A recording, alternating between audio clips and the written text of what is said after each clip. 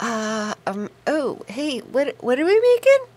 Boho Frock. Boho, the Boho Frock 101. Keep watching.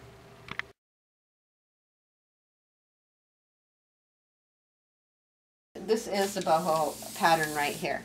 And I'm revolutionizing pattern making because I went ahead and I put a line right down here through the pattern piece. And what that allows us, there's a formula in here. And you plug in your mid-bust measurement, which means you measure around your boobs, the middle of them, with a bra on. Don't do it without a bra. With a bra, so the girls are up and happy. And you get that measurement, you plug it into the formula, and it gives you a measurement.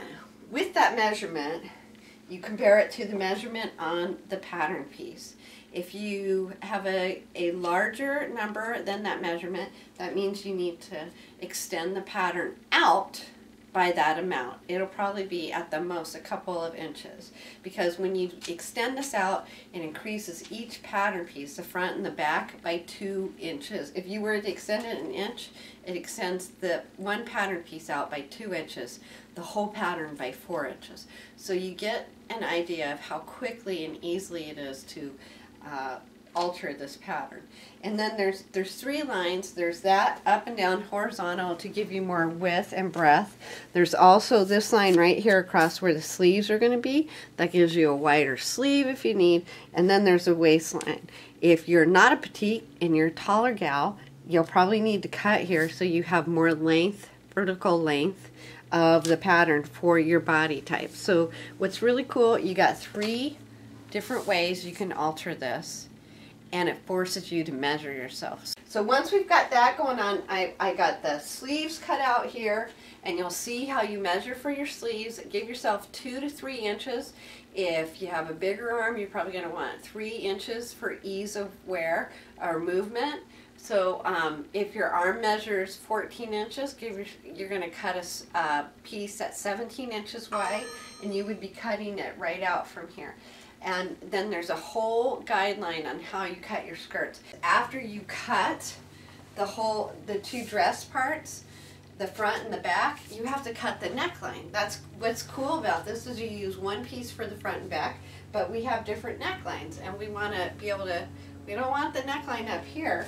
So in the pattern, there's actually a neckline piece that looks like this, and there's one that looks like this. And they are, this is your back neckline. So you would take this and put this right like here. And then you're going to cut that out of one piece. And then you would take the other one and put it right like this. And you would cut that neckline out. So you know you have your front and your back. And then, just so you understand this also, on the dress piece, there is, so you notice it gathers here and it gathers right here in the back. To do that, we're going to make 2 little clips that are 2 1/4 inches away from the fold.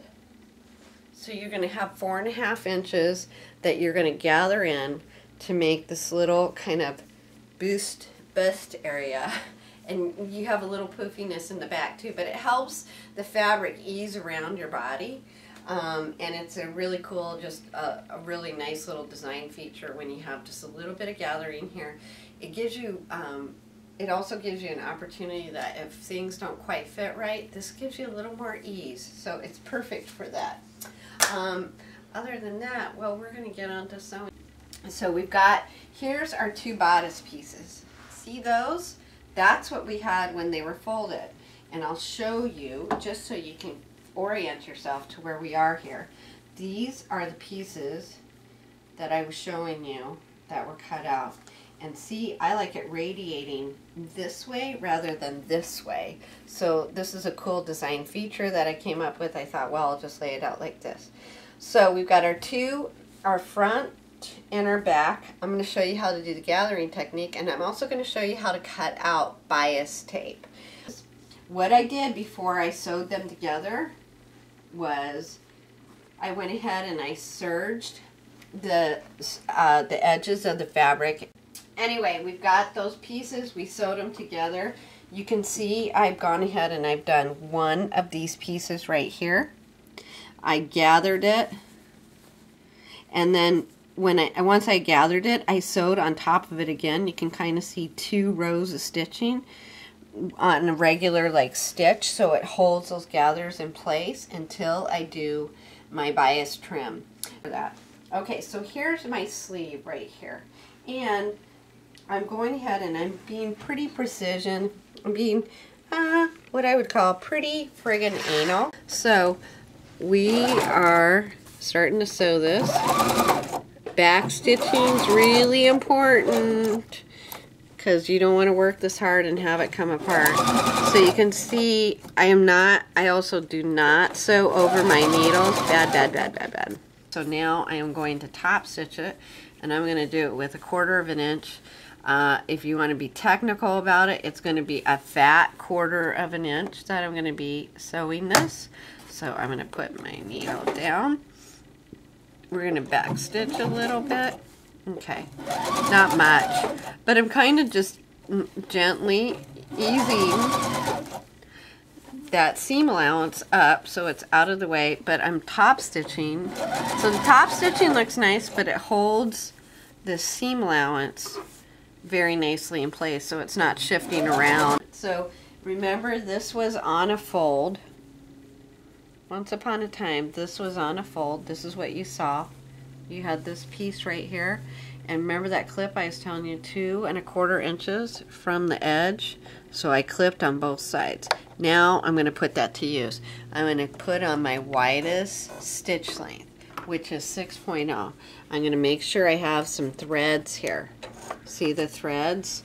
We want to have threads because we are going to baste this, and then we are going to gather it. And basting means you're using a real wide stitch. I am going to use 1/4 inch. It's a fatty 1/4 inch for all you people that want me to be right on.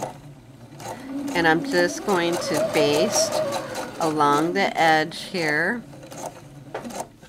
till I get to this. I'm going to pull that up, pull this up. I'm going to go like this, and I'm going to clip that. So now you can see the base of stitches. It's already started to kind of gather it. You have 2 sets of threads at each end. Do not pull the back thread. And then if you look at this, I'm going to pin right next to this first stitch, right like that. And conveniently, this thread is already behind the pin. So I'm going to go like this and hold this right like this.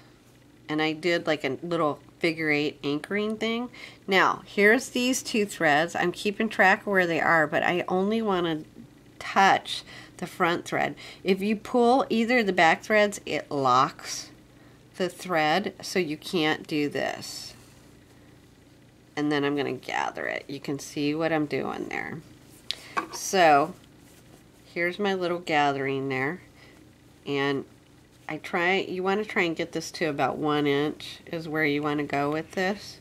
So I am going to do just like I did on the other side. I'm going to pin right here, and then I'm going to make another little anchor. I'm going to go behind the pin, and I'm going to pull, and then I'm going to start anchoring at the top.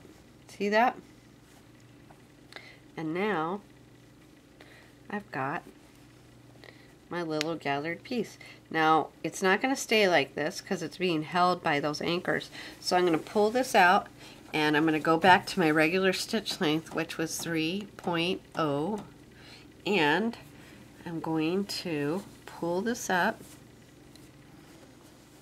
and I want to sew straight at 1/4 inch, the same amount that we did the basting stitch. I'm going to put, I know the needle's in, so I'm going to put my foot down so I can hold it in place, and I'm going to pull this needle out. And then all those little anchors that I did, I'm going to pull this so I don't catch that in the stitch. And I've got the other thread up here as well too. And then before, oh darn it, I just pulled it out because I pulled it on accident. Okay, let me show you how to fix that. There we go. We'll just pull it back. And I think what I'm going to do is I'm going to just stitch this so I can get the other side straightened. Little back stitching right on top of where I gathered it. And then I'm going to pull this just like I am. And I'm just going to